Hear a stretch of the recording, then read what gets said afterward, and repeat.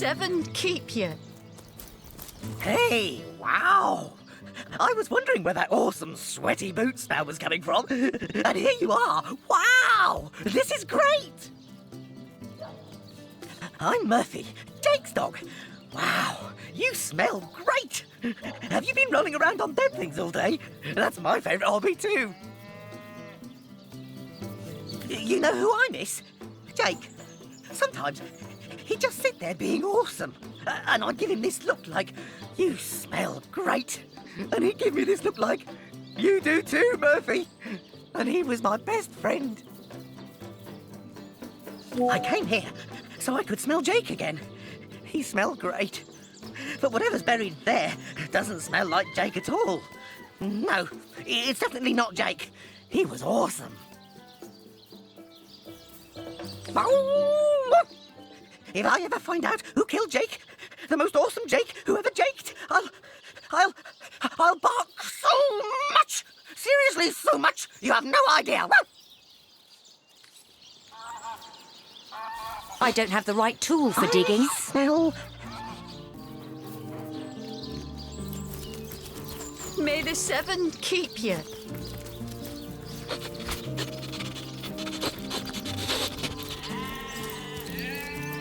Here lies Jake.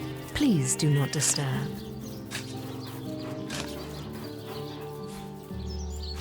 What trickery is this? That's not Jake. It's a rotting sheep's corpse. Smell. It seems someone snatched Rest Jake's in body. peace, darling. Here lies David, who ran from the Reaper. You'll never catch me alive. Here lies Kavanagh. Will they have Cyseal pie? Here lies James, as usual, the filthy fibber. Where are you, Jake? Are you playing without me? Wow, that dead sheep smells pretty great. I mean, wow. But it's nothing compared to Jake. Seems like some mutt is marking my territory. Someone stole Jake? Jake stole my ball once, but then he threw it far, and I went and I got it. And Jake was awesome. Listen, if you go around town and find someone who you think might have done it, bring me a really stinky something of theirs. And I'll see if I can smell Jake on it. An awesome smell. I couldn't mistake it. Join you? No way. I mean, you smell pretty great. Even better than the dumpster behind the butcher's house. But the town is full of scary stuff like body snatchers and bathtubs. Without my best friend, the most awesome Jake ever, here to protect me, I'd rather stay far away. Just bring those smelly items to me here.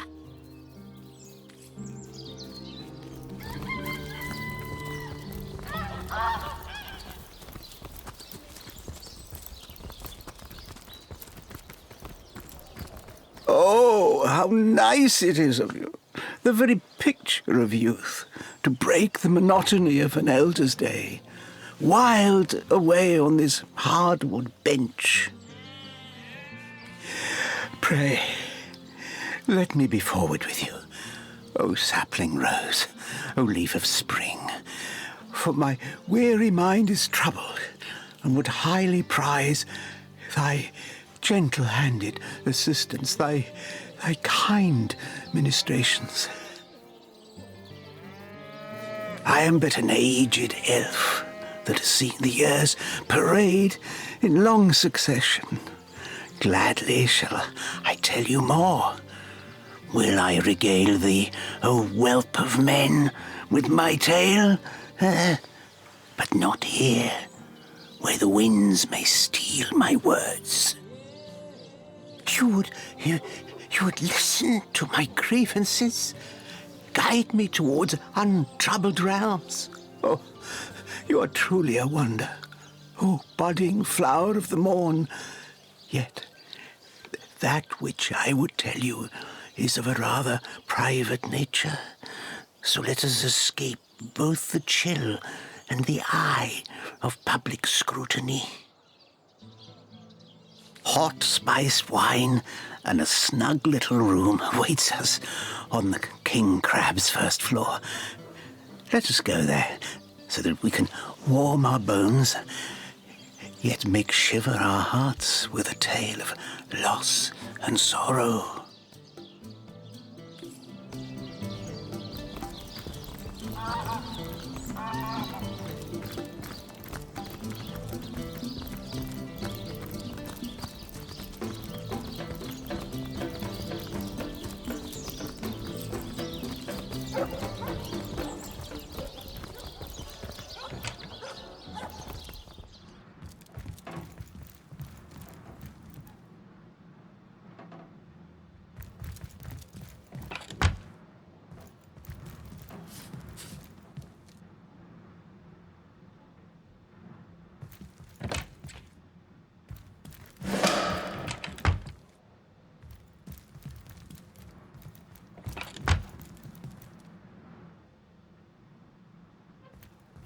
I've got my eyes on the prize.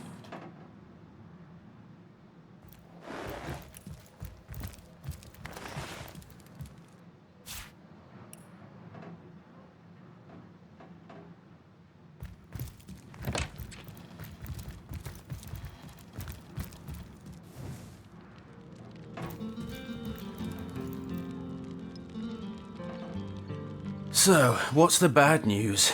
More orcs rampaging through the docks?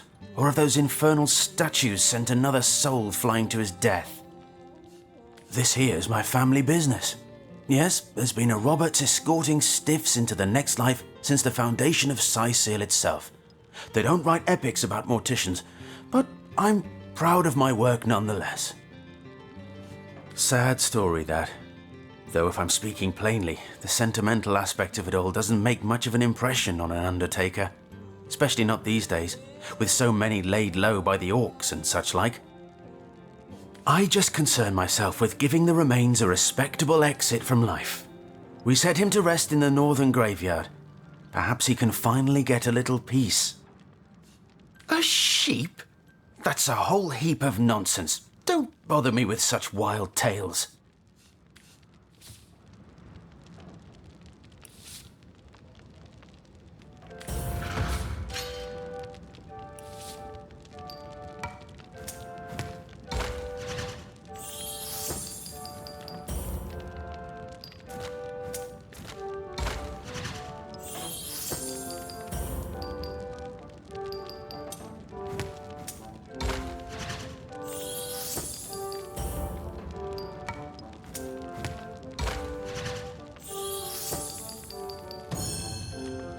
I suppose you're right. At least if I tell you myself, you'll hear the proper account of things. I buried that blasted sheep, but I swear on my lucky left foot I had nothing to do with that body disappearing. 1 minute it was on my slab, you see. I left the room for just a moment to answer the bell in the front parlour, and when I returned, the body was simply gone. In its place was a sack containing more gold coins than I could even count. The message was clear. Silence is golden. My business has been declining right alongside the rest of our blighted city. And that sack of gold was worth more than I made during one of the good years.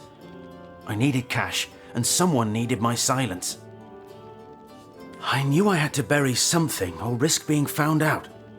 So that night, I stole into the market and made off with Bertia's fattest sheep. It was a bloody waste to stick so much fine meat into the ground to rot, but it had to be done. The next day, the pallbearers retrieved Jake's coffin, sealed to hide the body's terrible wounds, none the wiser that within the casket lay nothing more venerable than a slaughtered beast. Now, you can imagine I've spent more than my share of restless nights wondering who could have wanted that cadaver and for what purpose. I'm not an inch closer to imagining the why, but I've got a few inklings as to the who. Near as I can reckon, there are only 4 people who could have been involved. Mayor Cecil, Captain Aureus, Theleron's apprentice Evelyn, and Esmeralda. Plenty of us shopkeepers entrust the mayor with the spare keys to our businesses, you know. And he's the only person in town with a second copy of the key to the mortuary. He could have used it to sidle in without a peep, if he were so inclined. Aureus himself paid me a visit the night the body was delivered. came rapping at my door in the frosty morning before the sun had even started peeping, and told me to tell him, and only him, if I noticed anything strange or suspicious about the remains.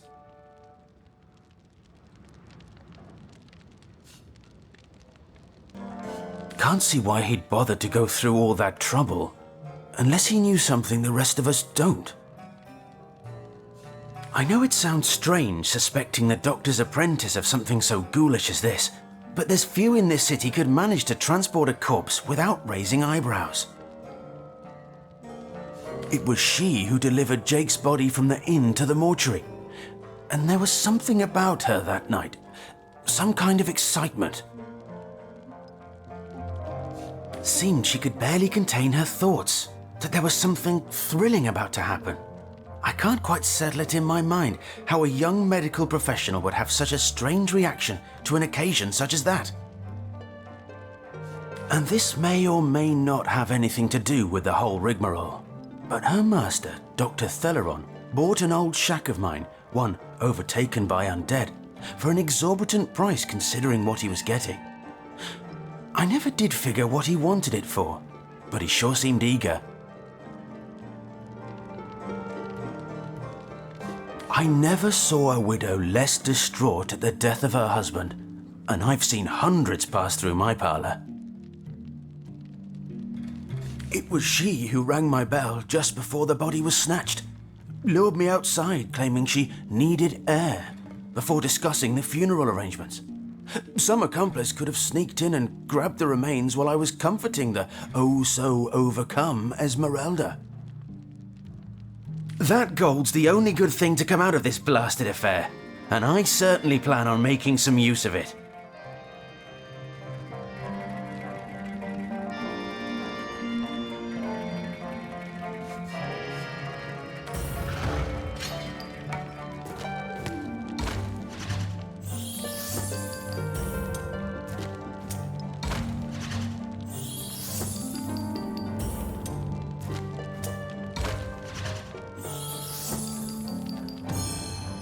You know, I reckon Bertia really didn't get a fair shake in all this, did she?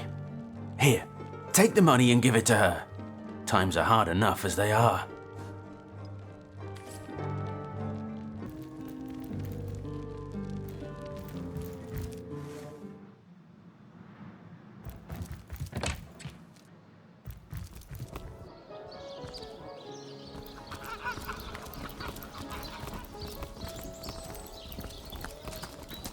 Did someone leave an oven door open? Beyond these walls, the dead roam free, Hunter.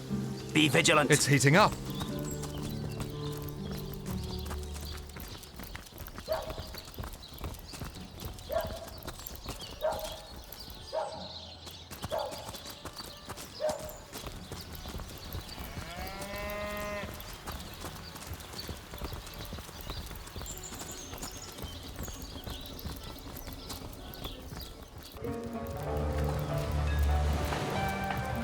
Oh, and don't forget the time he got caught passing a love note to the lizard councillor's wife. Is that why we never sail to Ythel Gore anymore? Ahoy, sailor! Are you enjoying the fresh winds of Cyseal? Aye, that Cecil's worse than a rooster, crowing all around town about matters he ought to know are better kept quiet. Well, if you know about for my part, I haven't a clue where it could have gone. Overboard, stolen, or vanished into thin air. Though I'm quite eager to see it return. I've got a reputation to uphold, you know.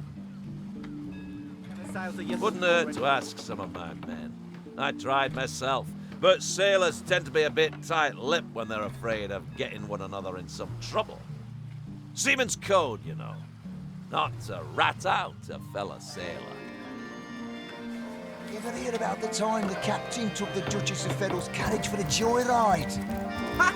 No, he didn't. He drove it straight to the pub and back. Oh, and don't forget the time...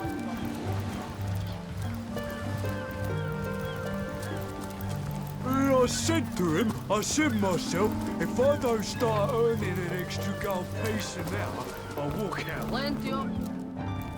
I've got the foulest of the lot on my legs. Sail, shiver me timbers and sliver me heels.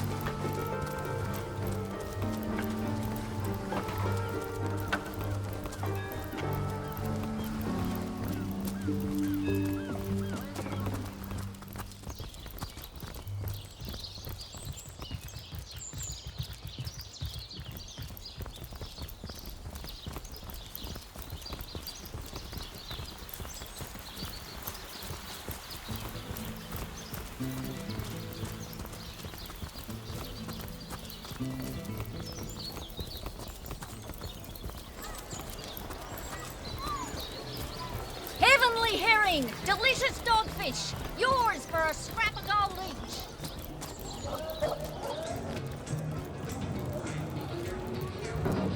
Ah, hello. I suppose you're here to viciously interrogate me for information I don't have, like our noble Captain Aureus before you. Yes, she and I have a history. That's hardly a secret anymore. I quite doubt it was even a secret from Jake while he lived. As easy as it would be to pin suspicions on Esmeralda or I assure you that the affair was never so steamy and sordid as the busybodies around town make it out to be. Jake and Esmeralda had no great affection for each other. He had his interests, she had hers, and there was little passion left between them, certainly not enough to fuel a murder. It's very tragic news. I won't posture and say that the Counselor and I were anything near allies, but I truly never wish the man harm. Where's young Esmeralda these days? She has the softest lap to lay in. Aye, so there's the rub. I am but a stray, and she is the mayor's cat. Oh, I do understand her, I do. She wants a Tom of means, not privation. One who brings home the sardines and the occasional halibut. Would that I still had my collar. Such a marvel it was, as bejeweled as the night sky with precious stones, said to have once been worn by a far-off Maharaja's best hunting cheater. Like the king of all cats I looked when I wore it. A gift bestowed upon me by a princess whom I had kept company during a long and perilous voyage. A precious band of gemstones, lost as I was tossed around by the waves like a ball in a game of catch. Among the waves it remains, I imagine. Worn perhaps by a crab who fancies himself a Caesar with it. If only I could be the Caesar again, and Maxine my Caesarina. Eager imbeciles be sent to the northern cave. That purring sound. Mind control vibrations, I'm sure. Don't be seduced, comrades. Realize that reward money won't be lying in your pockets. Sorry, Medora. I didn't mean to frighten you.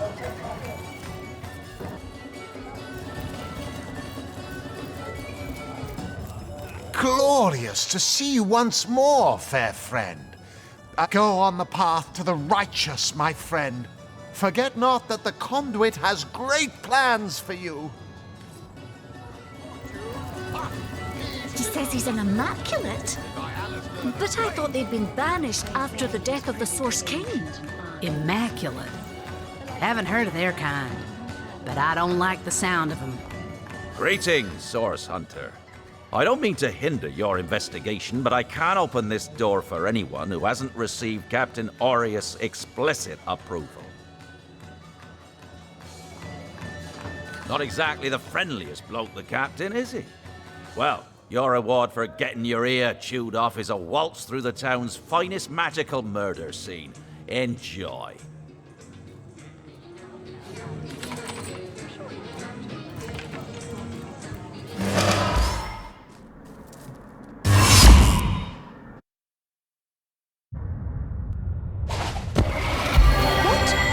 What happened? Is this a dream? I don't think so. That stone. Somehow, it sent us flying into the stars. Terrible, terrible, terrible! it will consume us all. By the quill that lasts a billion words, what's this? 2 Rivalonians here? At the end of space and time? How very, very, very curious. Oh, yes, proper introductions. Zigzags the historian at your service. It is my job to record all that was, and is, and hopefully all that is to be.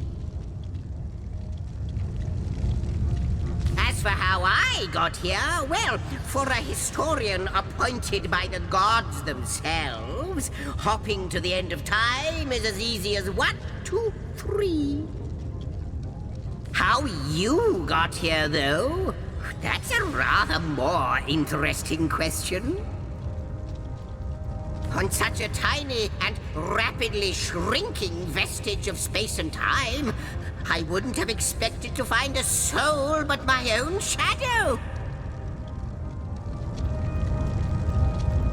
At last a question I can answer most definitively.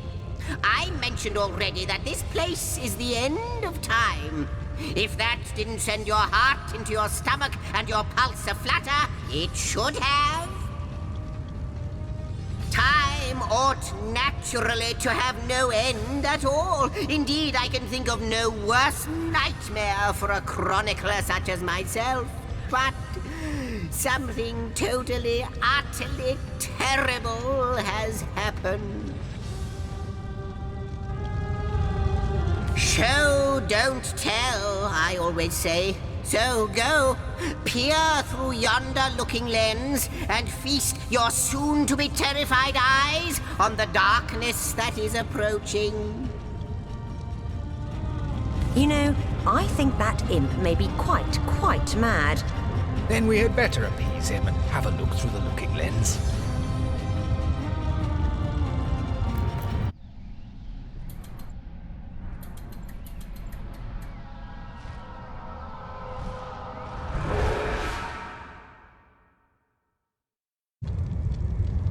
You looked. You saw. Terrifying, isn't... What's this? The portal. It's...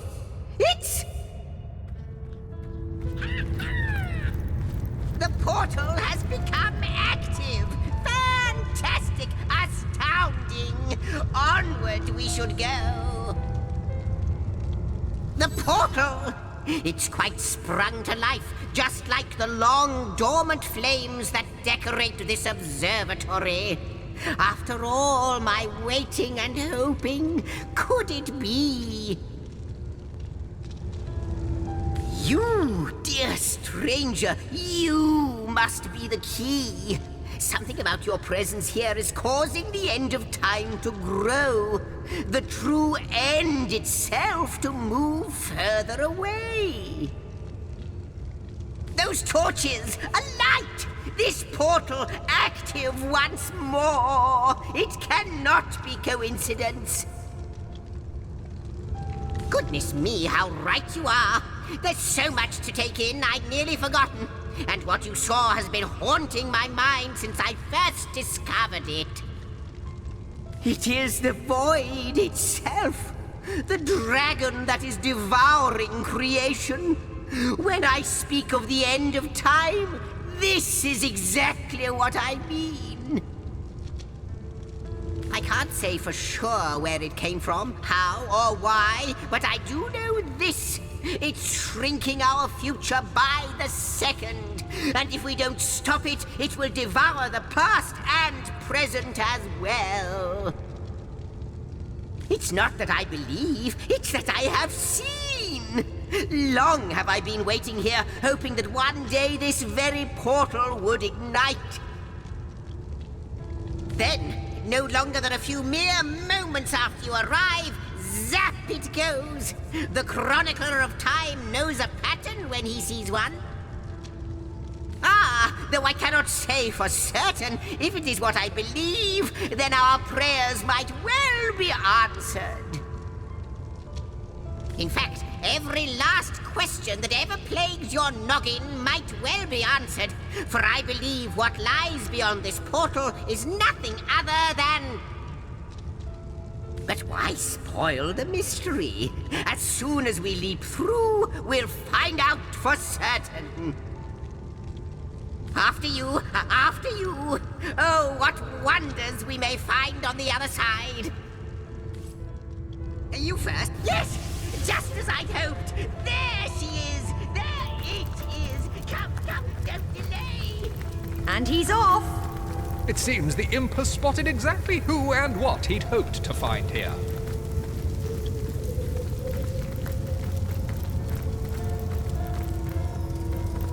I am the last test. The last test. The last test! If you believe yourself worthy of rifling through my ample treasures, I do dare you to prove it! Find my 4 sisters, no more than one in each of the realms of your wide world, and each by each, you'll discover how to open me! Could it be, milady? The weaver of time? Mother of history? Author of all that has ever been? Indeed, Sir Imp. As surely as you are he who chronicles all that I weave.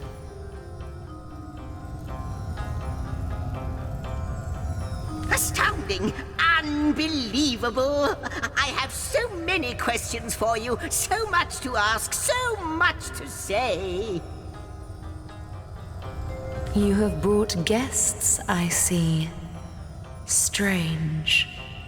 Very strange guests. My reaction exactly, milady. It was their arrival here at the end of time that instigated my finding you. But why? Surely you must know. This is a question better put to our guests themselves. Tell us, how did you arrive upon this plane? A stone. So, it was a stone that caused the great shock of energy that brought you here, and it infused you with new life as well. Is that so? Not like this, no. What happened to you is unique in all my work. Never had I experienced something so contrary to my nature. To weave something I had not seen, had not expected. Life does not simply spring into existence, you see. But yours has.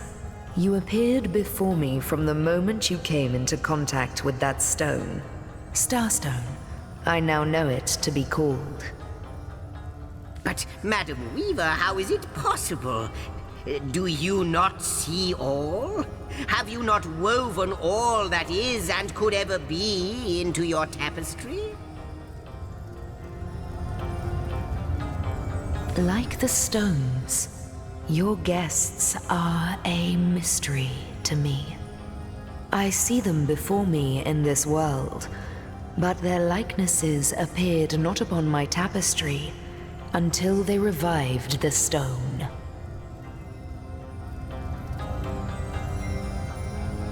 Source hunters, it would seem that yourselves and Starstone are inextricably linked. Why and how, I cannot say, but I do believe that finding more stones will reveal to me who you yourselves truly are. Starstone is not what it seems, Source Hunter. Its true nature must be part of a greater secret, a secret lost even to me. Do you see what violence my work has suffered? What wounds lay upon the tapestry of time? Mysteries of all time, gaps in history. Oh, how they've tormented me for eons.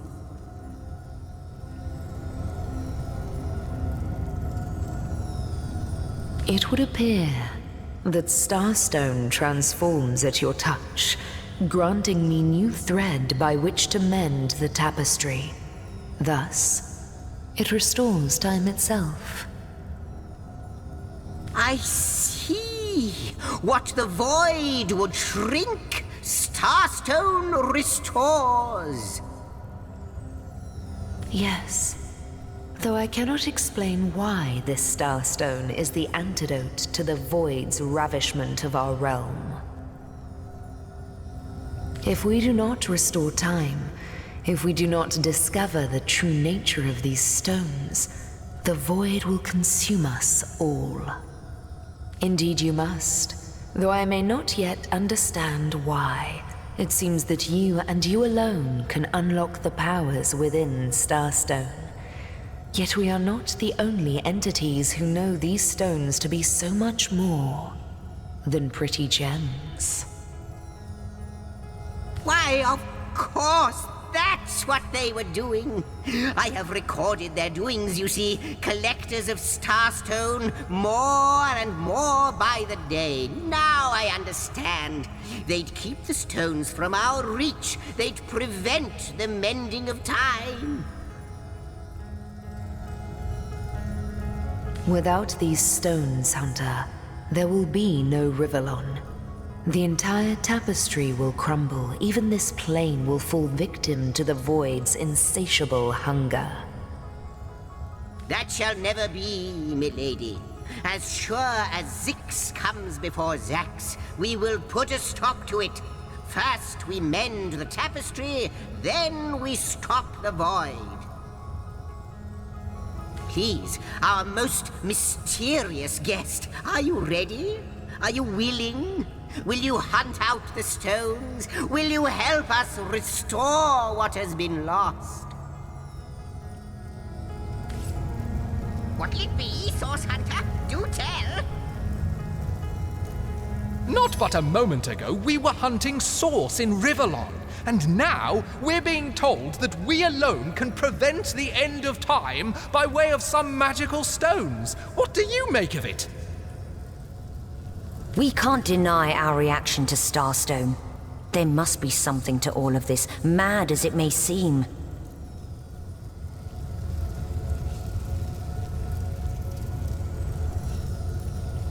No matter how improbable, anything is possible. If the Weaver tells the truth, we have some serious work ahead of us. Come! I've got something for you if you're up to the challenge. The glint in your gaze and the set of your brow suggest to me that you've not given up on our dear old Rivellon. Not just yet. No, with you searching out Starstone, I believe we'll mend the tapestry in no time. We'll find out just who you are and how exactly to send the void back to wherever it came from. But you'll need a way to travel between Rivellon and this homestead, won't you? Who wouldn't want to see what fantastic changes your search will yield? And who knows what the Weaver might discover about you? Luckily, the power of portals is known to you, so I'll let you in on the little secret of how to transport back and forth from the end of time. Just, don't go sharing it around. Never know who we can trust these days. Off you go, then. You've Starstone to find, and I've a tapestry to examine. Surely there must be some clue here as to how on earth you're related to the end of time. Cross my heart, hope to fade in the void, I honestly don't know. But ask her. If she claims it is so, perhaps she knows why. Like the imp said to the ballista operator, shoot! Wouldn't it just? Would that I had a Starstone sightseeing guide, but alas, such a booklet does not exist. Just like yourselves, Starstones are curiously absent from history, both in my writings and on the tapestry of time. From what I can gather, though, they were once cherished by devious sorcerers whose reign ended long ago. The stones are therefore most likely to be found in the ancient places of this world. Ruins, caves, the lairs of long-forgotten evils. Those are the dens you should frequent. 2 more pieces of advice. Don't go unarmed, and consult with my agent. Neither do I, but the mere fact that activated Starstone has set the Weaver of Time weaving again more than implies that it and the Void Dragon are natural enemies. This in turn more than implies that you are the Void's natural enemy, for it is you who is setting new events in motion. You who is handing the Weaver new threads. And that which she is weaving is more than an ornament to decorate the shelter plane. It is both history and future history. It is all of time. We may not understand the how yet, but our aim is clear. We shall save creation from the grip of the Void. Now, isn't that a lovely mission? Oh, I don't know if I'm more than those things per se, but having been given a divine mission does have its perks. Old age can't touch me, that's one. Immortality is mine as long as no one skewers me with a sword, and even then I'll be back in a jiffy. But of course I have a price to pay for something that is priceless. It is my duty to record all of history, and an arduous task that is. Not to mention how much stress that void out there is causing me. The end of time. I'll be out of a job. So, gather those starstones so that we may know the history that was lost. Know so that we must not repeat what leads us to this dangerous precipice, but do better and close the dark eye of the void forever. Lonesome, observing the frontier of creation, surfing the vibrant tide of the eons, always approaching yet never reaching shore. Lonesome, being privy to all that has been and all that is. Well, yes, actually. I don't mean to complain, but one certainly doesn't mind a bit of company now and then. Perhaps you can imagine the profound pleasure it is to have made the Weaver's acquaintance after all these years.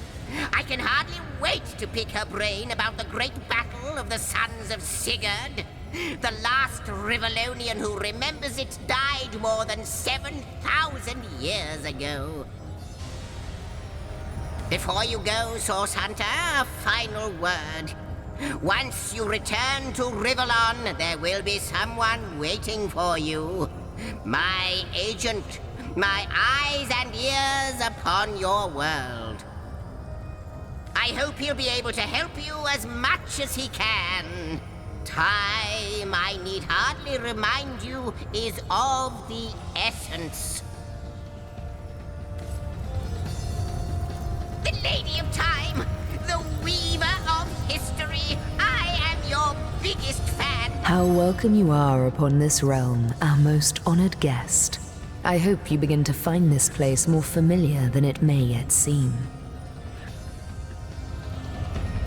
In the ethereal threads of eternity, do I record the deeds of gods and men, of beasts and spectral apparitions. The drift of continents through changing seas, the rise and fall of empires, the shift of every grain of sand on every beach, the fall of every raindrop on every world, the all but imperceptible touch of lovers' hands. This and all I chronicle without fault. Except, it seems, You ask, and I shall answer, if I can. I am the weaver of time, as I have told you, though my existence is one that falls behind and yet far exceeds the verb to be. I am but what I am, and that is task. It is the same for the historian. Chroniclers both are. Perhaps we are one and the same. Task multiplied by 2. Who has made us? I do not know. Why have they done so? I do not know. Am I the beginning? And am I to be the end? Who shall say? Perhaps I am the first thing in creation. Perhaps I am creation. Perhaps I am the creator. Or maybe it is you. You who makes dying stars rekindle. Time alone will tell. Alas, the answers to those questions still elude me. You and Starstone remain the imperfections upon the tapestry. As yet. A hidden answer lies behind this veil of inscrutability, though, for the link between you and the stones reveals that your destinies are intertwined. I believe that starstones will not lead you to new places of wonder only.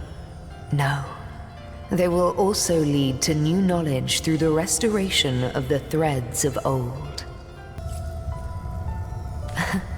Oh, Hunter, I have no need for company, like I have no need for air or appetite or affection. All I need, and all I am, is time. And time is running out, unless you remedy its decline. And yet, I do enjoy your companionship, for you may prove to become the cure that will heal my slipping soul. Quite so. Your absence, it should be an impossibility, but no matter where I look, you cannot be found. I do not know you, which makes you my one perennial imperfection, a blind spot in the eye of time.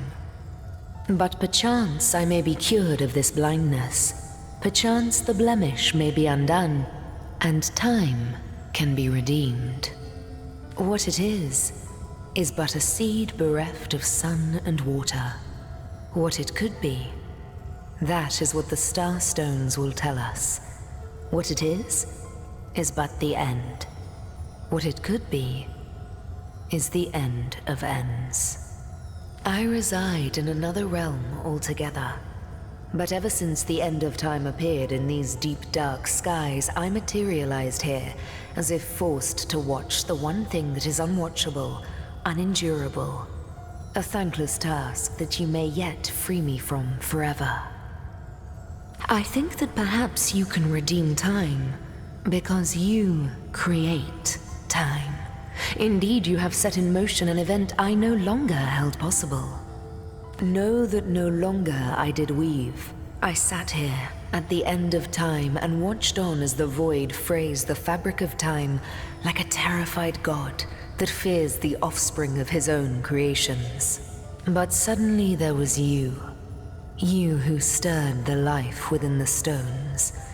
These stones, children of stars, they place new ribbons along my fingers like phantoms out of time. New threads emerged, and I began to weave anew. Starstone gives me new strands to braid into the tapestry. And because you give Starstone energy, it seems that you are creating time. These Starstones, please, seek them so that time may yet be mended. Please, for the sake of all that lives and all that loves, seek them so that the void may yet devour itself alone.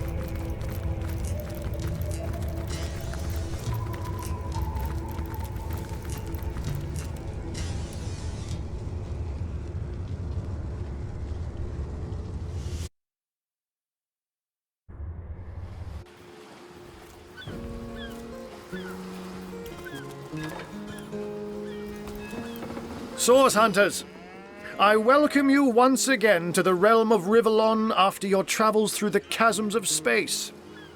Nice to have found a shelter, wouldn't you agree? Where you can come to no harm. And I'll be delighted to give it. Dark webs are being woven around these parts, and it is my firm belief starstones are the flies the sorcerer spiders are trying to catch. It can therefore hardly be a coincidence that Councillor Jake was a collector of the stones we seek. His foul murder and the plight of dying time must somehow be interconnected. That means the task you have been given remains crucial. Find the assassin that did away with Jake, for you're bound to stumble upon Starstone along the way. While you were being lectured by our friend the historian and the grande dame of time, I snuck into his house and had a look around. The advantage of being a cat, you know. You go where you please with impunity. And sometimes the lady of the house even rewards you with a slice of fresh herring. That's where I saw them in a cabinet. Mere slivers, but specks of starstones nonetheless. They lay there, silent and innocent, though bloody murder may have been committed in their name. Don't we all long for a sanctuary where our worldly troubles can be held at bay? A bed or a basket so snug it becomes, in a word? But perhaps I speak only for myself, not for veterans such as yourselves that by necessity call any patch of ground they rest upon home.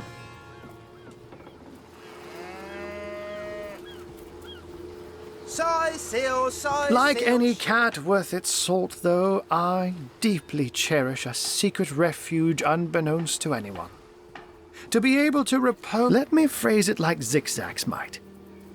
A universe without time is like a pen without ink. A pointless instrument stripped of the potential of creation. It is void. It is death. It is... I'll not pretend to have all the answers, all that I understand, all that is happening here and out there among the stars, but I do know I'd rather err on the side of caution. If Zigzags worries, I worry. We are talking about a creature, after all, that has reclined among the divines as nonchalantly as you and I laze beside the hearths of home. I met him first, a long time ago, out in the wastes of Youthful Gore. He wondered aloud what on earth a cat was doing out there in the scorching desert, then shared what little food and water he had with him. So I told him who I was and showed him my human form. He laughed and marveled and told me stories about his travels. In the end, he even shared his great sorrow with me. The unspeakable thing you saw through his looking lens. I was awed and frightened, but swore to help him in any way I could. So before you go, here, take this teleporter pyramid. A handy toy indeed that Zigzags asked me to give to you. You'll need the other one too if you want to make use of its powers, but alas, I seem to have misplaced it. Don't worry though. Use this one here and it'll take you straight to its twin. Now that this matter has been settled, hunters, I shall detain you no longer. But rest assured, I'll do my share of hunting too. So if you spot a white cat during your travels, do stop to say hello. Unknown to all time, are you? Leave it to an imp to try to fill our minds with all manner of magical gobbledygook. I'll tell you who you are. Source hunters, members of the most esteemed order in Rivellon. Here to find out and grind out every last speck of dark magic in the realm. There, the enigma is solved.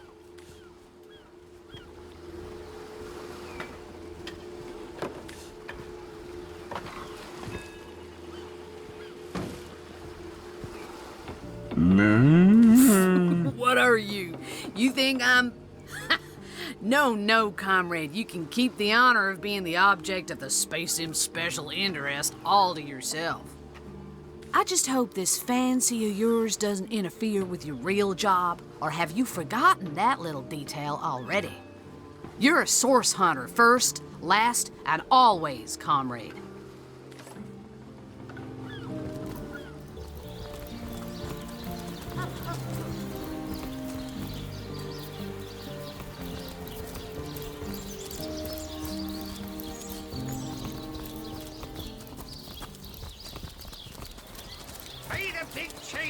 Well, what sort of arrows do you want?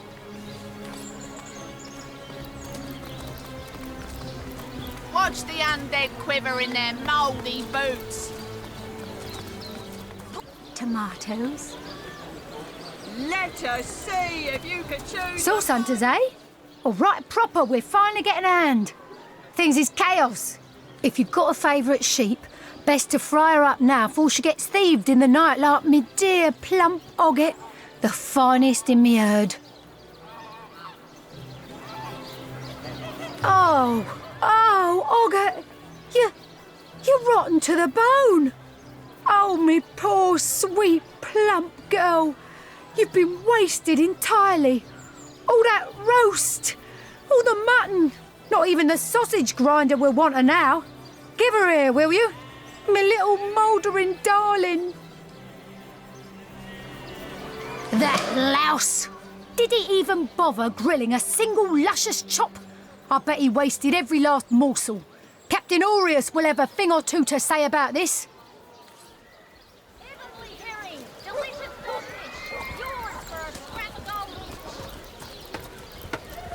Quiet day on the market, it seems. Let us see if you can choose the finest greens.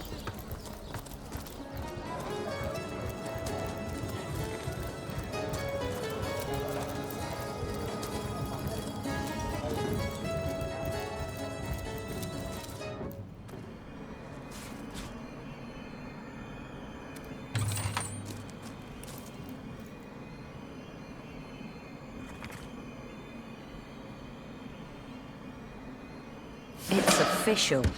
The Duke of Ferrol is the worst poet in Rivellon.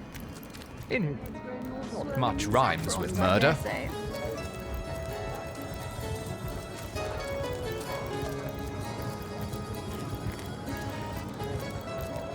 Ah, hello. I suppose you're here to viciously interrogate. Which one? I've written, Esmeralda, more works of lyrical mastery than I can count. All that letter proves is my devotion to my lady, not any actual intention to do away with Jake. Imbeciles we sent to the northern cave. Do I seem like the sort of... Oh my gods! What is going on here? First I have to shoo away a creeping white tomcat, and now there's a perfect stranger in my bathroom. Get out, will you?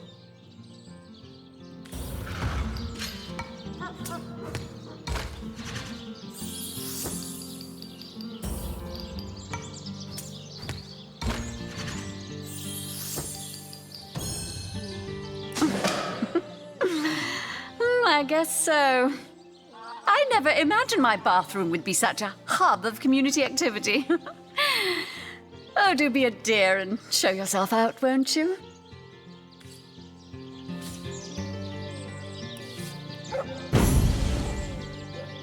Out! No! If you soaks please. and flowers stink much This longer. room is Dear, Sing I smell this beer, lady what from a a field find. away. I'll save a leg of something good for when she begins to... All right, comrades, nothing to see here. Let's clear out. Give the lady of the house a little privacy.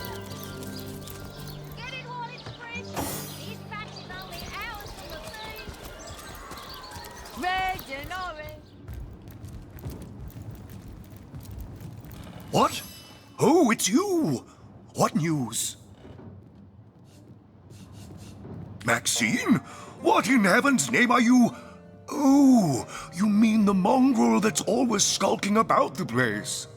I spent months trying to teach that worthless hound how to fetch, and it sat through every lesson looking at me as if I were an idiot. Man's best friend, my eye. I've always been more fond of cats myself.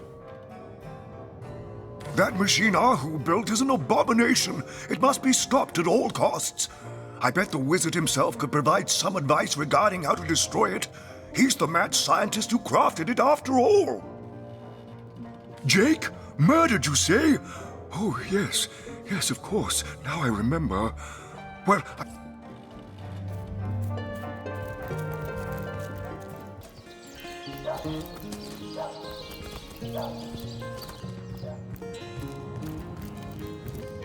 The hunter returns! I hope you are here to shop rather than sleuth. Starstone? I've never heard of such a thing. Dear Jake had a mineral collection, yes. As far as I knew, it was one of his pastimes, nothing more. Do you mean to imply he collected something dangerous? Something that may have gotten him into trouble? Oh, this is all too much. I feel like I'm drifting from nightmare into nightmare.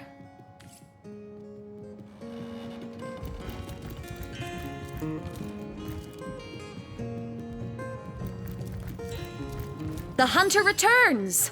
I hope you are here to shop rather than sleuth. So tell me, Septimus, would your wife or...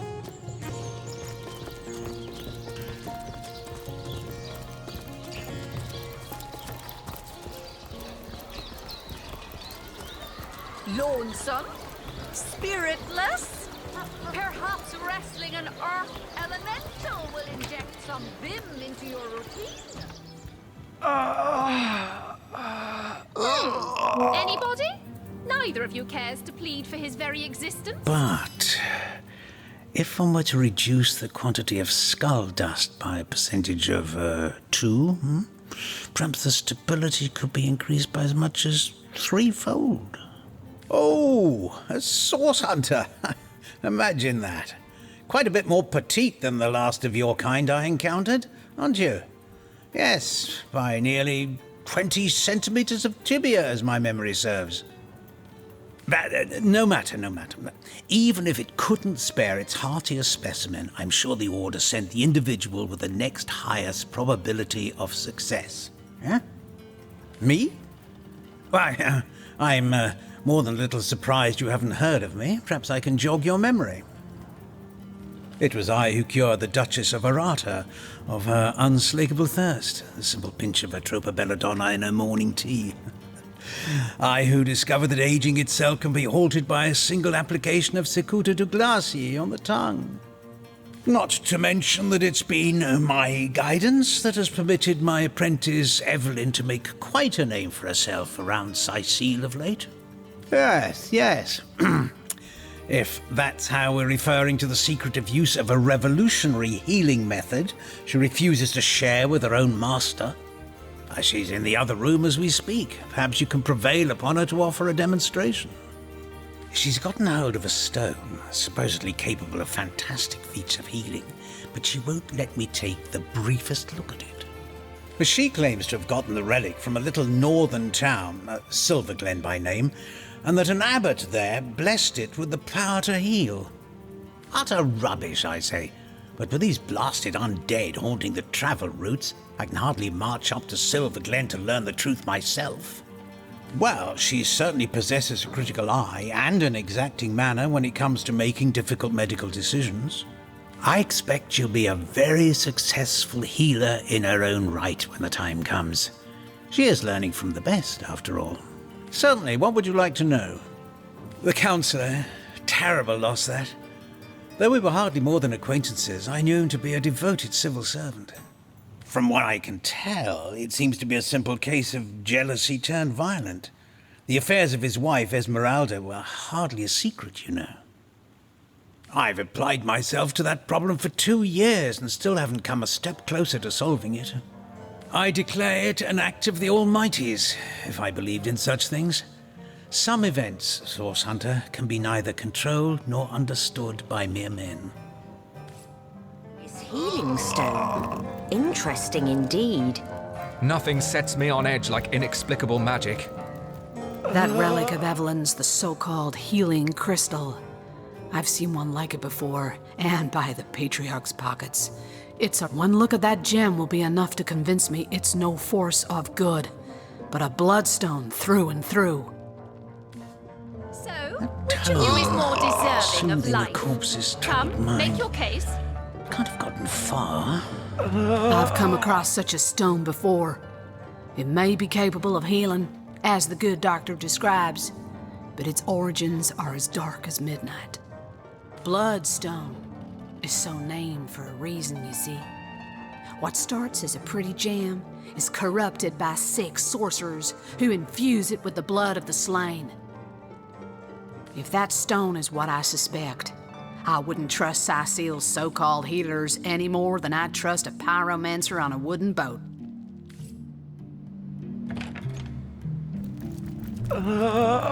Excuse me? This is a private sick room. Who in the name of the Seven do you think you are barging in here? Out, I say, right this instant. I'm sorry. It's this task. I'm just... Who am I to meddle with life and death this way? I'm an apprentice of the healing arts. Healing! But this decision feels like precisely the opposite. I have but one healing stone, you see, and 2 direly wounded men who need it. I've been racking my brain trying to decide on the best method to settle this grave situation, but perhaps it's better off in the hands of an esteemed source hunter. Surely you are more accustomed to weighing life and death than I. What would you like to know? One of the brave few willing to traverse the trade routes plagued by the undead. A young man, but excellent in matters of business, before he fell victim to an orcish club in the north, that is. Thankfully for him, a cattle trader found him, nearly dead, but not quite so, and brought him here straight away. Quite the venerable staple of Cyseal, Stephen, and recently blessed with his 3rd grandchild. He was leading a crew of builders when a stray beam struck him in the temple, and only a few days shy of his last day of work before retirement, no less. Nearly everyone in Cyseal is familiar with grinning Stephen, and, as you can imagine, he's quite dear to his family. Is that so? Well, I handled the corpse myself, indeed, but I hardly knew the man in life. I was shocked when Ahu asked me to come to the crime scene, but Theliron had taken ill, and the responsibility fell to me. I arrived at the inn, where the body lay just where it had fallen. The injuries were like nothing I'd ever seen. A single intricate laceration wove like lace around every inch of his skin. Neither a beginning nor an ending point were discernible. I examined the corpse and recorded what information I could. I personally delivered the corpse the short distance to the mortician's house. As far as I know, everything was, as far as a magical murder is concerned, quite normal. Yes, a curious relic indeed.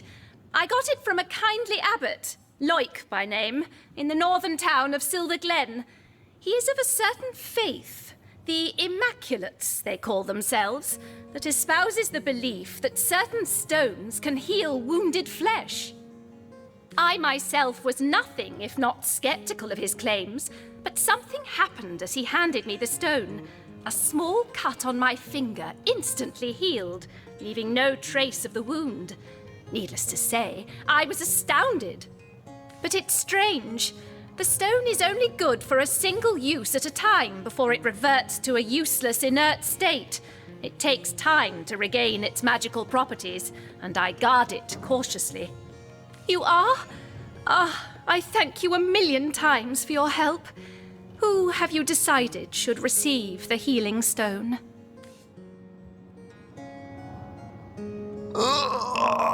Boris's life has just begun. We can't cut it short now. He should receive the stone. Yes, Boris deserves to experience all the pleasures of life that Stephen has already enjoyed. Boris it is? Yes, I'll deliver the stone. I'm glad we'll get to save one man, but my heart breaks for the other.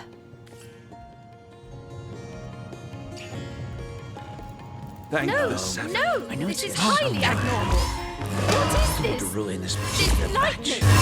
elixir.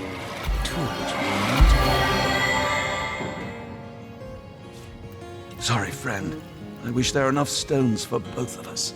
Now, that tone. Thank you. Thank you eternally for your help. Though your reaction to the healing stone, I have no idea what to make of it. That strange reaction you caused. Blue lightning from a healing stone. I've never seen anything like it. And the stone looks different now, too. Like it's devoid of life. I begin to wonder if its magical properties survived your little reaction. I've been studying under Theliron for some time now, but that task, being asked to play the gods, was the first time I've ever questioned my, well, suitability for the work. I've a passion for this work, you see. A passion to see things put in order, from a flesh wound healed to an entire city made resistant to a fatal illness. What right has something as trivial as a wound or as senseless as an epidemic to take a human life?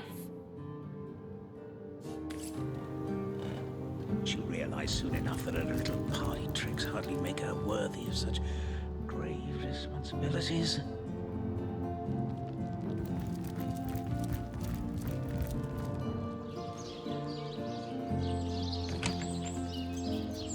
Moo!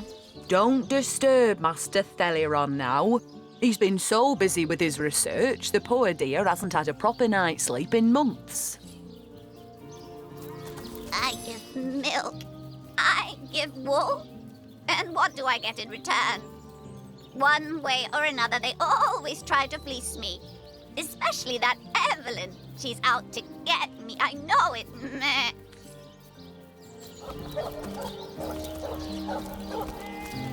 I've spotted some...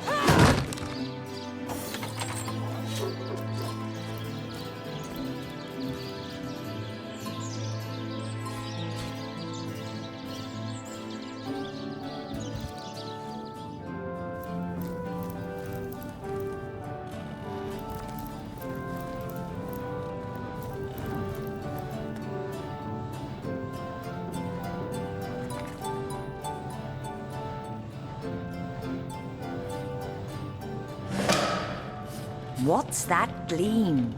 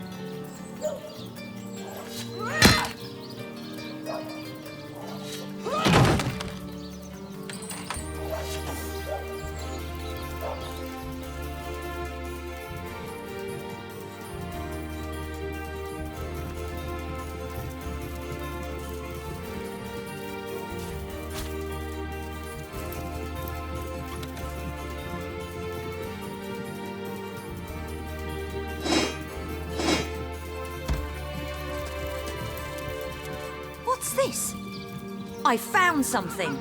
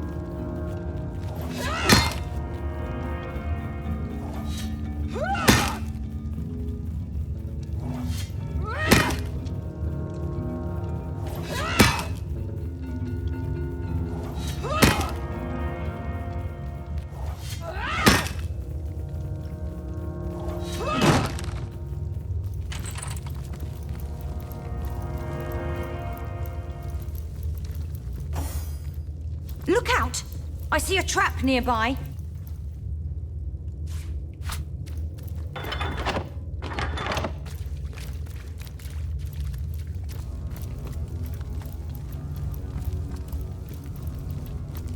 Hold! Our enemies have laid a trap.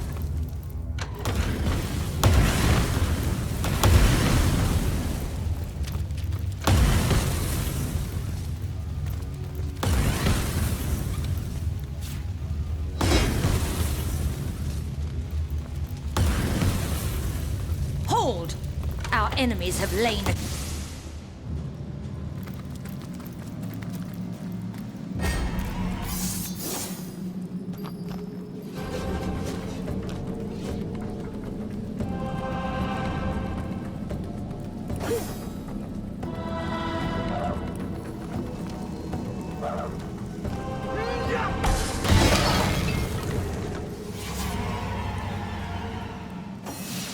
An invigorating fight that was. And what a killing blow you delivered. Cheers! Yes, I handled myself like the best of the best, even if I do say so myself. No need for false modesty where none is needed. You're a born source hunter, and that's a fact.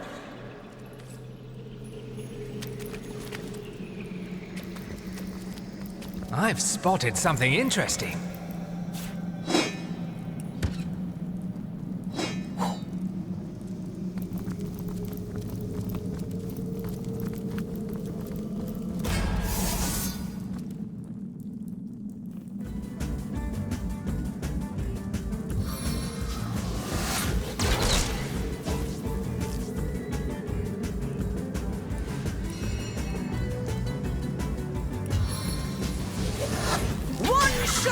Many wounds!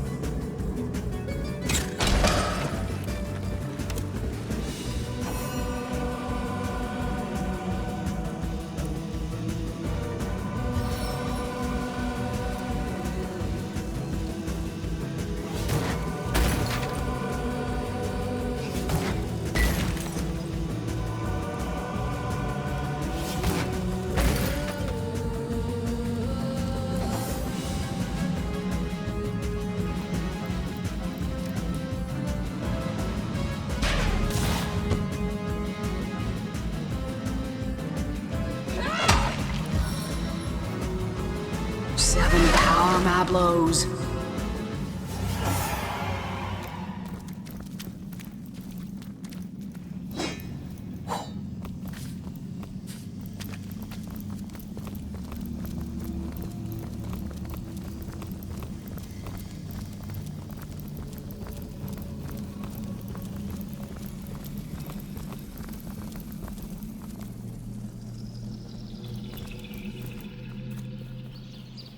Oh!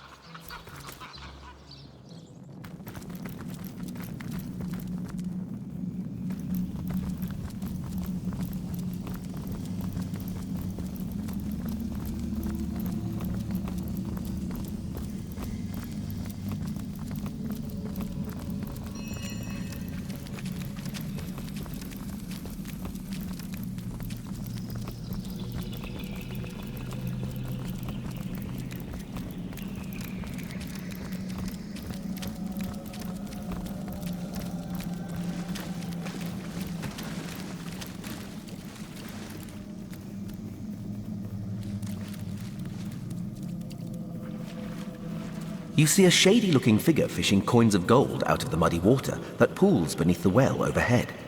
His movements are quick and nervous, but nevertheless, he seems to enjoy stuffing what cash he can find into the many pockets of his shabby garb. So absorbed is he in his coin hoarding that at first he doesn't notice your presence. Suddenly, though, he pauses, looks up, and quick as a cat its talons, readies 2 daggers. Your friendly tone of voice has immediate effect. The man quickly relaxes his aggressive stance, sheathes his weapons, and pulls a quill and a scrap of parchment out of one of his pockets. Dexterously, he writes down a couple of phrases, then holds it out for you to read. Mute, can't speak. You look professional. You the source hunter the wizard asked for? Excitedly, the man turns over the scrap and pens a few more lines. Name's Walgraf. I admire you. No hero like source hunter. Cyseal, dead end. Please let me join you. Walgraf nods enthusiastically and pulls a couple of ripped parchment pieces out from his vestments. Hastily, he covers them with words and pushes them in your hands, one after the other. Been mute since I was a kid. Sorcerers took my voice. People think I'm stupid. I'm not. Get money, food where I can. Steal if I must. Not from poor folks. I'm a good sneak, good fighter, good with locks. See things you don't. Want to help you. I'm useful. Want to catch sorcerers. Make 'em pay. Please. Walgraf notices there's no room left in your party and shrugs his shoulders. Nothing he can do about that. I am on the trail, Source Hunter. Fine, my friend, but I will stay far away from this screech woman. Perhaps among the crowd at the alehouse is best. Walgraf looks at you expectantly. Clearly, he wants to know whether or not you're ready to allow him to join your party. Walgraf eagerly catches your gaze with the best puppy eyes imitation he can muster. I could use someone with your specific type of expertise. Consider yourself hired.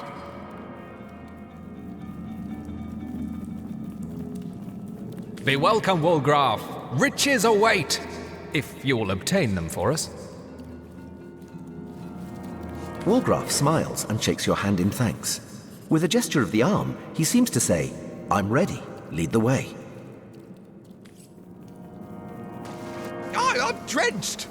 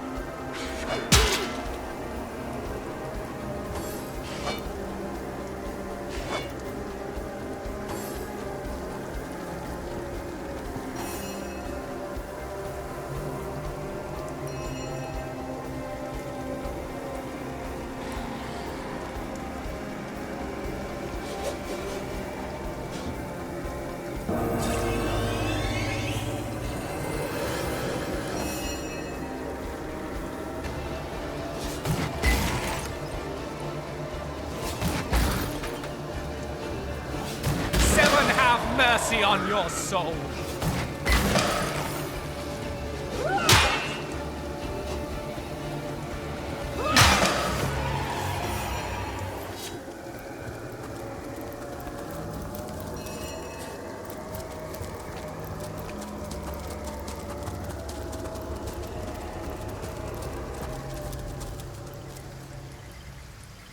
Good to have you back, Sauce Hunter. A sight for sore eyes indeed.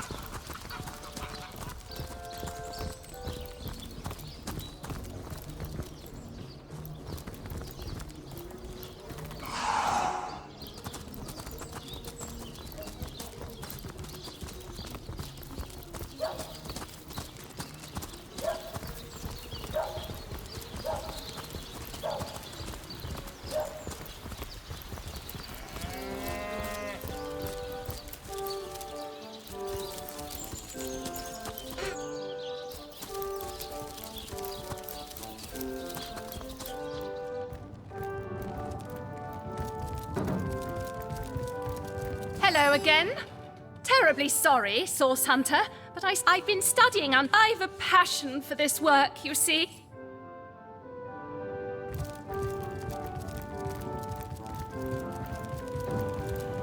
An earth elemental will inject some vim into your routine.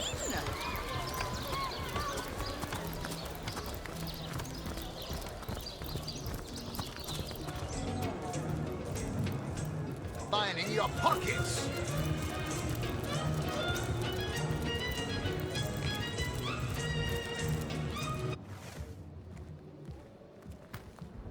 Maybe the lock can be jimmied.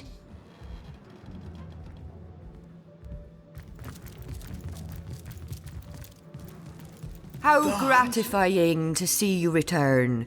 You are quickly becoming my favorite customer. Million bleeder, they'll end it all! End it all in blood! Ah, you have come, yes.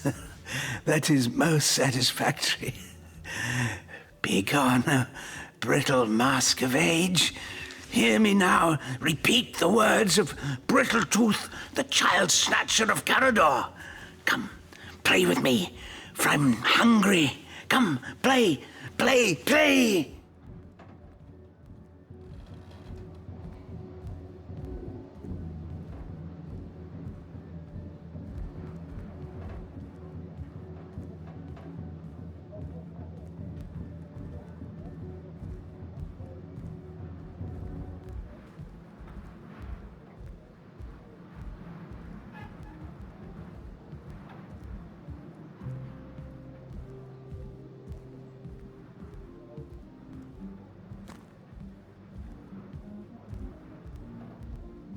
My name is Eglandir Twyl Selanar, elf of the House of Gandavum, the slaughtered House of Gandavum. But by the twin blades of the Shadow Vixen, I shall have my revenge. The walls of memory are stained with blood, and I would see them bloodier still. The game, yes! A game of blood and brutality, of death and dexterity. Fun as herring the horror harlequin. But, like the serpentine stalker hisses before the stab, hush now, darkness, darling, hush. The elves of Gandavum, they lived in peace, oh yes. But one night, when the moon had hid her face, the orcs of the tribe of Kazuldagar beset our city. They cooked and ate and burned every last one of us. The light all undone, every last one of us. Except for me, the midnight rambler, away from the city. I was very old back then already. Though indeed I whisper of many years hence. But death, I may be frail, a withered grey, but the wealth of kings is mine. Countless assassins have ministered to the vengeance that is my want, and now is almost over. By Carla, Lady of the Last Gaze, I swear it is almost done. Only I have tracked her down. By the curse of the spine spear I have. She does not know her ill-shapen sun is setting fast.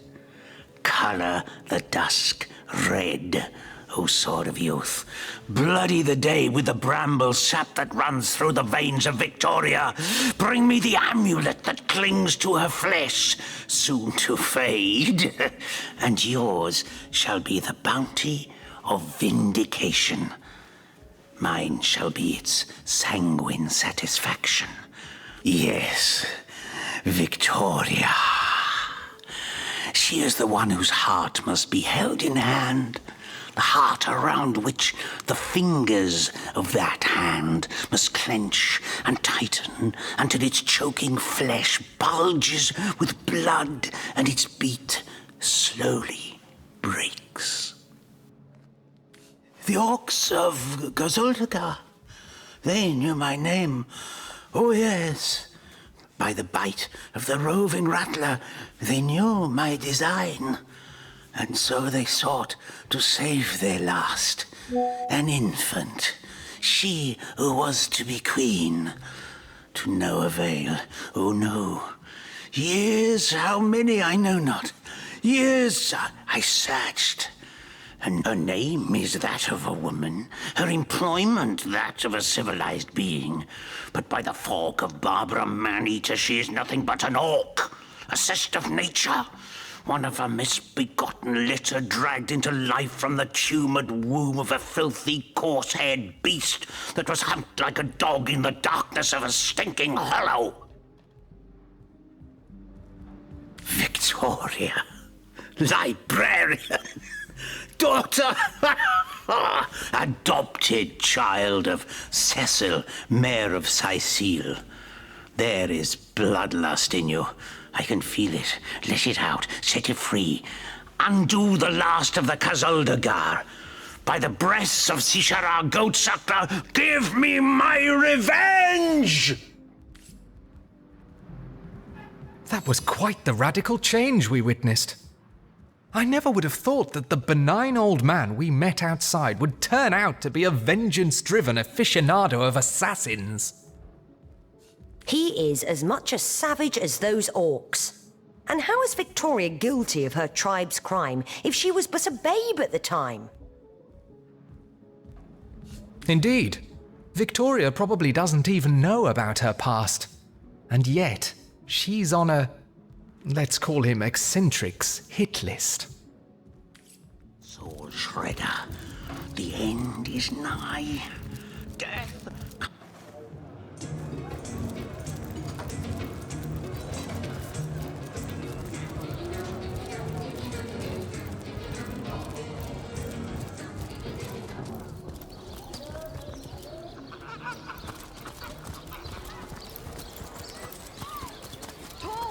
Snake, wing of worm, brew.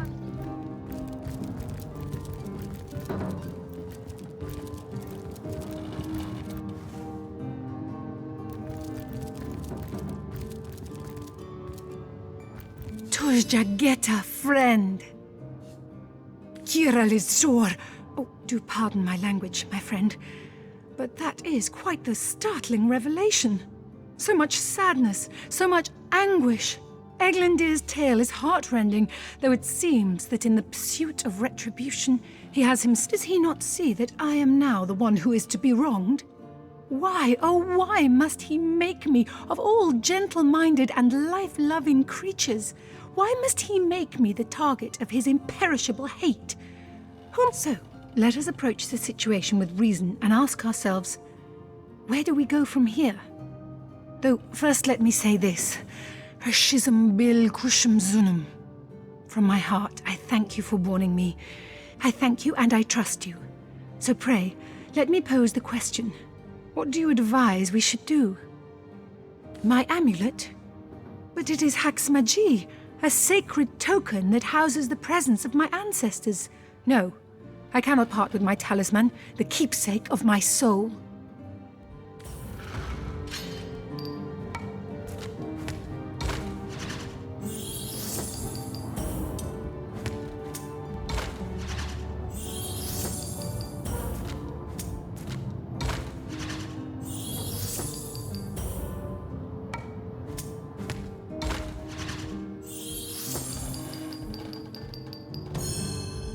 put it like that, I guess.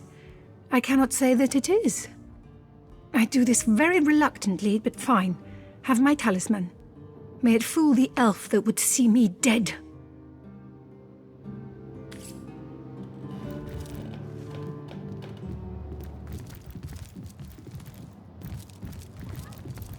The finest veggies Cyseal's ever seen.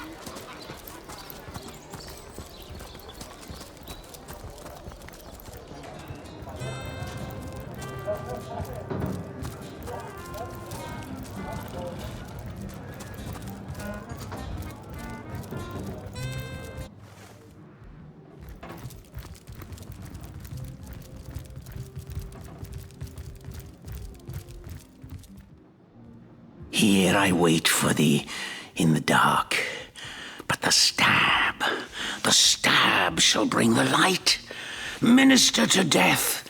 That is what I want of thee. Yes, yes. Have you made the orc feel the black and biting cold? Yes. So it is. So it is. By Angus, the Impaler's favourite steak, you done well by me. Oh, Ravager of Gazaldagar, the last of their line is dead. The house of Gandavon has been avenged. Sweet flowing blood.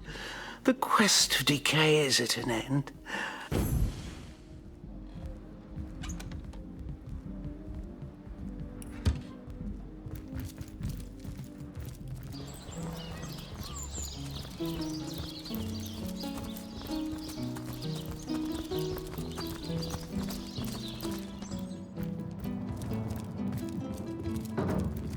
Legion's greetings, Hunter.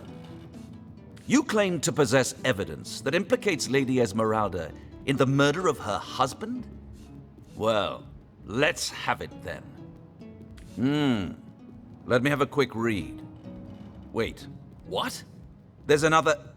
I mean, she had an admirer who wanted her to kill her husband, then elope with him? What madness is this? It cannot be true! A dagger caked in dried blood. Found in the cellar of this very house, you say? That's very disconcerting. Though I'm sure Milady can explain. To set aside all doubt, I mean. This book has a dark reputation. Odd. Lady Esmeralda told me she's enamored with romances like The Knight in See-Through Armor and Princess Buttercup with the Blushing Bottom. But...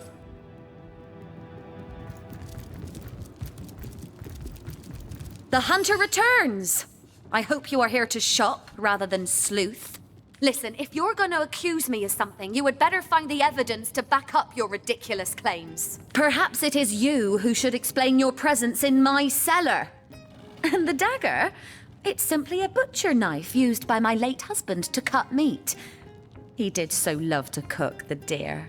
What'll you think of next? Accusing me of bashing him over the head with a frying pan? Oh, that horrid tome of ill repute. It isn't mine, it was Jake's. He was a politician, don't you see? Always on the lookout for plotting rivals. Always trying to be one step ahead. Really, I should have thought a source hunter of all people would appreciate my dear husband's sense for survival. Oh, don't put stock in the hastily scribbled words of a lovelorn fool. This letter, it was a show of passion. A poorly worded passion I did not echo in the least. The Duke, he's like a spoiled child. He's not a man. He's not like Septimus. But all of it is circumstantial. I've a perfectly logical explanation for every piece of so-called evidence against me, and yet you've been trailing me like a bloodhound. People seem to want to believe I am guilty, so let me tell you something I've been keeping to myself. Perhaps it may yet lead to the true culprit. Over the last few months, Jake grew distant and dark somehow. Something in him changed. I can't quite put my finger on it, but he was no longer the gentleman he used to be. In fact, he scared me. It all began the day he met Evelyn, Master Theliron's apprentice. She healed him of what we all believed to be a fatal wound he suffered hunting boars. I think he became obsessed by her, or obsessed by the secrets I just know she holds. In fact, I wouldn't be surprised if she belongs to that sect. You know, to those who worship a goddess without name and practice rituals of blood. I never liked her from the moment I met her. She hails from Silverglen, a village in the forest north of Cyseal. If anyone killed my Jake, it must be her. She had her claws in him for many long months, and finally she must have cut too deeply. My, what a strong and handsome officer you are, kind Septimus.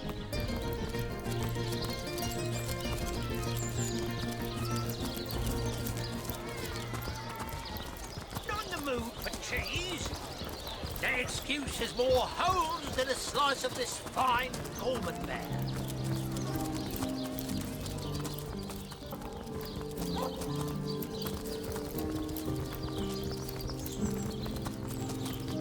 May the seven keep you. Wow, that dead sheep smells pretty great. I mean, wow. But it's nothing compared to Jake. Esmeralda, ugh, terrible smell. Like flowers and soap.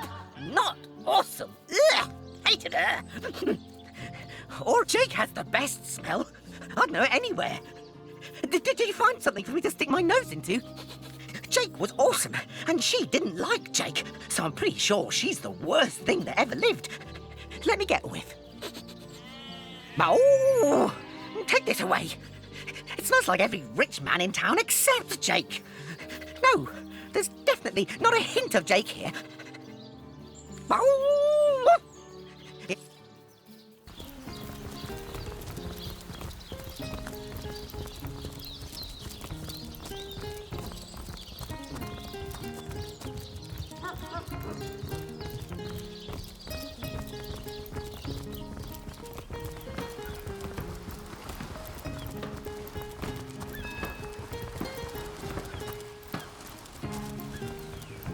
Halt!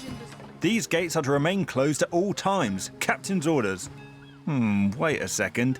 You can see security's tighter than ever around here since that surprise attack the Orcs bid on a fortnight ago.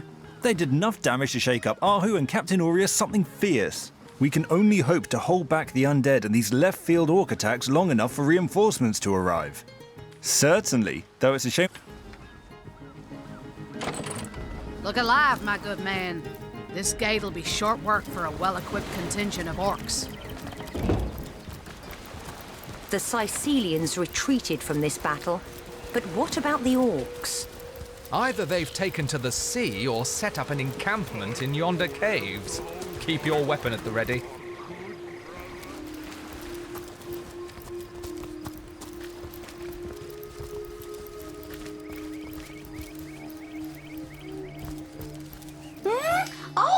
Oh, hello! What have we here? An adventurer, I judge, by the world-weary look of your weapon, and a noble by the wonderfully deep pockets clipped to your belt. What luck! What luck! Charla is my name, good friend. I came to this second life some time ago. Some years? Years, it must be. Or perhaps not. In any case, it has been time well spent hunting out magnificent goods and selling them to interested parties.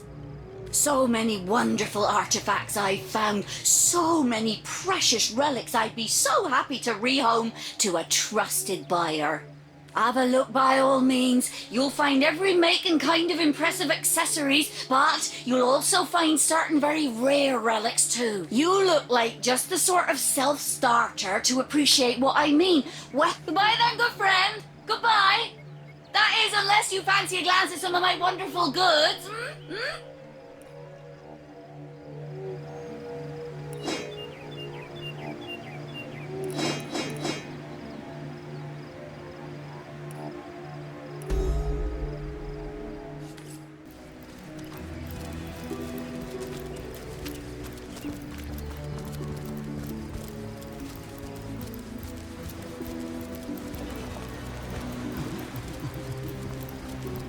Away with your weapons! Away! Leave humble orc to morning, please. I don't want to fight. I ain't after no fancy stone. I just want to bury these bodies the traditional way. Oh, he was such a dear lad he was. In our village, oh, poor Oggy will never see her again. Tradition goes that a warrior should be buried with his best armour, so there weren't so many spoiled after the battle, but...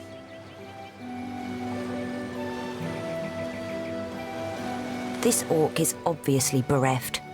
We may risk missing out on that armor set, but we've got to leave him be. Agreed. Robbing the dead is bad enough, but to do it while a mourner looks on is simply vile. Don't think I didn't see that twinkle in your eye when I spoke of the armour. Don't play dumb with me, small bones.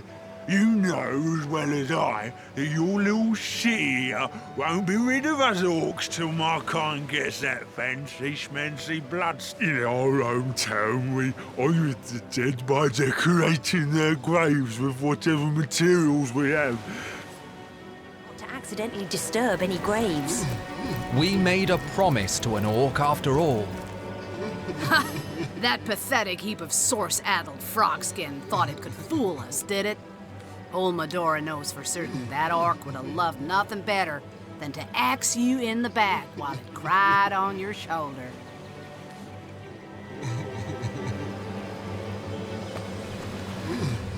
Well, excuse me for failing to notice the lush inner lives of the many orcs who've nearly chopped my head clean off. Do as you will then, as long as you're sure.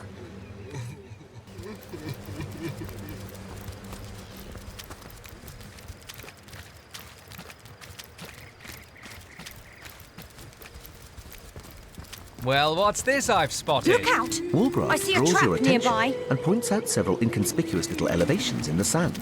Careful! Hidden explosives. I've spotted a trap. These footprints are enormous. Watch out. Orcs that large think with their clubs, not their heads.